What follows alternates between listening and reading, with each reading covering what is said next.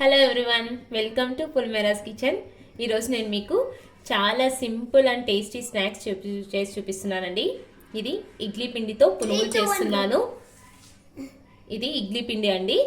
ఇడ్లీ పిండి నేను ఇలా ఇడ్లీ పిండి తీసుకున్నాను. ఇడ్లీ పిండి నేను ఇలా 1 గ్లాసు ఉద్దిపప్పు, 3 గ్లాస్ రవ్వ వేసి రుబ్బి పెట్టుకున్నాను. ఇది నిన్న రుబ్బి పెట్టానండి. సో ఇవాళ ఇలా గట్టి పిండే తీసుకోవాలి. ఇలా గట్టి పిండిలో నేను ఒక 2 టేబుల్ స్పూన్ మైదా, అలాగే 1 స్పూన్ కార్న్ పౌడర్,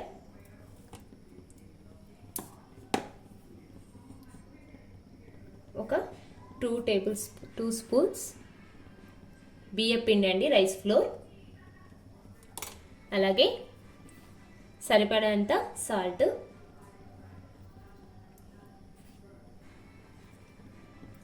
మనము ఇడ్లీ పిండి అనేది గట్టిగా తీసుకుంటున్నాం కాబట్టి వాటర్ అనేది కూడా యాడ్ చేసుకోకుండా కొద్దిగా పిండి వేసుకొని కలుపుకోవచ్చు. ఫస్ట్ ఈ పిండి అంతా కూడా బాగా కలిపేసుకోవాలి. చూడండి, ఇలా పిండి అంతా కూడా వేసేసుకొని ఇలా గట్టిగా ఇలా ఈ కన్సిస్టెన్సీలో కలుపుకోవాలి. నెక్స్ట్ ఇందులోకి ఇలా సన్నగా చాప్ చేసుకున్న ఆనియన్స్, అలాగే పచ్చిమిర్చి, అలాగే సన్నగా కట్ చేసుకున్న కొత్తిమీర, ఇవన్నీ కూడా వేసుకొని బాగా కలుపుకోవాలి.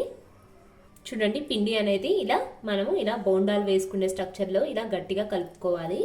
నెక్స్ట్ ఫైనల్లీ ఇందులోకి కొద్దిగా వంట సోడా వేసుకుంటున్నాను.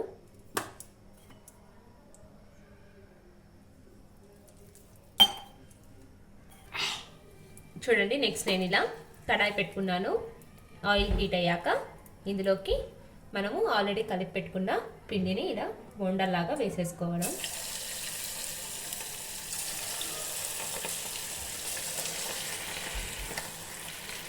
చూడండి, ఇలా 2 వైపులా గోల్డెన్ కలర్ వచ్చేదాకా లో ఫ్లేమ్లో మనము ఇవి ఫ్రై చేసుకోవాలండి. అప్పుడే లోపల కూడా పిండి లేకుండా బాగా కుక్ అవుతాయి.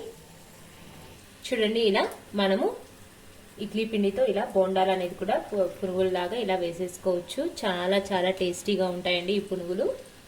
ఇలా ఎర్ర చట్నీ అండ్ పల్లీ చట్నీ కాంబినేషన్తో చాలా బాగుంటుంది. మీరు కూడా ట్రై చేయండి. నా ఛానల్ మీకు నచ్చినట్టయితే లైక్ చేయండి, షేర్ చేయండి, సబ్స్క్రైబ్ చేయండి. Thank you.